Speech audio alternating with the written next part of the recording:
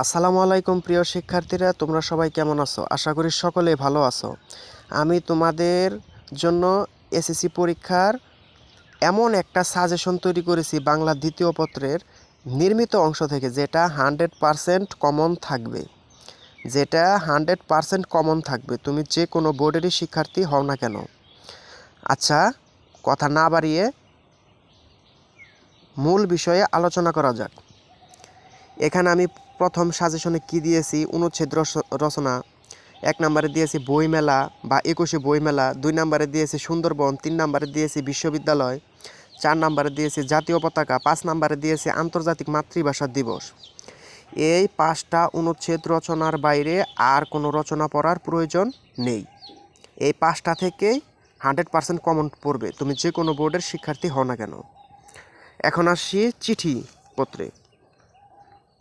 1 নম্বরে দিয়েছি পাঠাগার স্থাপনের জন্য আবেদন। 2 নম্বরে দিয়েছি ডাকযোগে পুস্তক পাঠানোর আবেদন। 3 নম্বরে দিয়েছি সহকারী শিক্ষক পদে নিয়োগের আবেদন। 4 নম্বরে দিয়েছি ঐতিহাসিক স্থান ভ্রমণের অভিজ্ঞতা। 5 নম্বরে দিয়েছি অনুপস্থিতির কারণে ছুটি প্রদানের আবেদন। এই 5টা চিঠিপত্রের বাইরে আর কোনো চিঠিপত্র পড়ার প্রয়োজন নেই। তবে একটা কথা বলে রাখা ভালো, আজকাল কিন্তু পরীক্ষার খাতায় বানিয়ে লিখলে ভালো মার্ক পাওয়া যায় না। পরীক্ষার খাতায় আজকাল বানিয়ে লিখলে ভালো মার্ক পাওয়া যায় না। 95% বা 98% মার্ক পেতে হলে অবশ্যই তোমাকে ইনফরমেটিভভাবে লিখতে হবে, অর্থাৎ মুখস্থ লিখলে সব থেকে বেশি ভালো। আচ্ছা, এখন আসি সংবাদ প্রতিবেদনে। সংবাদ প্রতিবেদন বলার আগে আরেকটা বিষয় বলে নেই। সংবাদ প্রতিবেদনের বাইরে পরীক্ষায় আর কোনো প্রতিবেদন আসবে না। সংবাদ প্রতিবেদনের বাইরে পরীক্ষার আর কোনো প্রতিবেদন আসবে না। 1 নম্বরে দিয়েছি এলাকার সড়কের দুরবস্থা সংক্রান্ত। 2 নম্বরে দিয়েছি বৃক্ষরোপণ বিষয়ক সংবাদ প্রতিবেদন। 3 নম্বরে দিয়েছি বিশ্ববিদ্যালয়ের শহীদ দিবস ও আন্তর্জাতিক মাতৃভাষা দিবস। এটা খুবই কমন, বিশেষ করে ঢাকা বোর্ডের জন্য। 4 নম্বরে দিয়েছি বিশ্ববিদ্যালয়ে নবীনবরণ ও বিদায় সংবর্ধনা। 5 নম্বরে দিয়েছি হাতের লেখা প্রতিযোগিতা বিষয়ক প্রতিবেদন।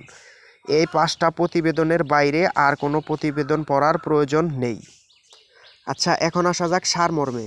1 নম্বরে আমি কি দিয়েছি, ধন্য যদি আসে আসুক। 2 নম্বরে দিয়েছি অন্য আশা কুহুকিনী তোমার মায়ায়। 3 নম্বরে দিয়েছি আসিতেছে শুভদিন। 4 নম্বরে দিয়েছি ওরে নবীন ওরে আমার কাঁচা এসেছে নতুন শিশু। আচ্ছা, সারমর্মগুলো এখানে সংক্ষেপে লেখা, তোমরা বুঝে নেবে। এই 5টা সারমর্মের বাইরে আর কোনো সারমর্ম পড়ার প্রয়োজন নেই।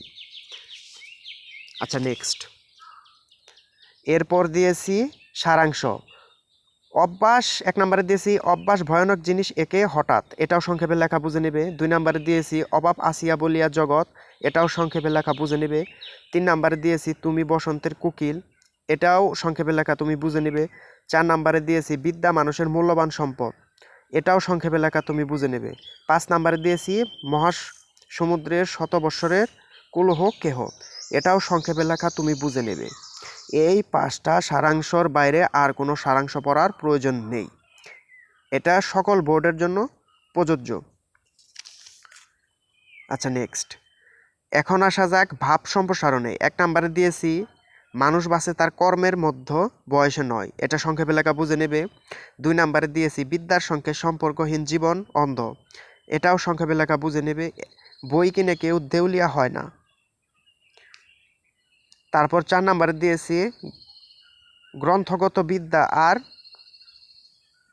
পরহস্তে ধন, এটা খুবই কমন এবং এটা সংক্ষেপে লেখা, এটা তোমরা পড়ে নেবে। 5 নম্বরে দিয়েছি মেঘ দেখে কেউ করিস নে ভয়। আচ্ছা, মেঘ লেখাটা এখানে ভুল আছে, তোমরা বুঝে নেবে।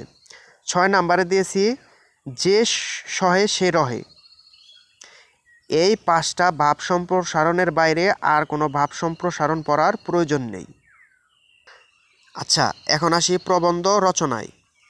এখানে আমি 1 নম্বরে কি দিয়েছি, কৃষিকাজে বিজ্ঞান।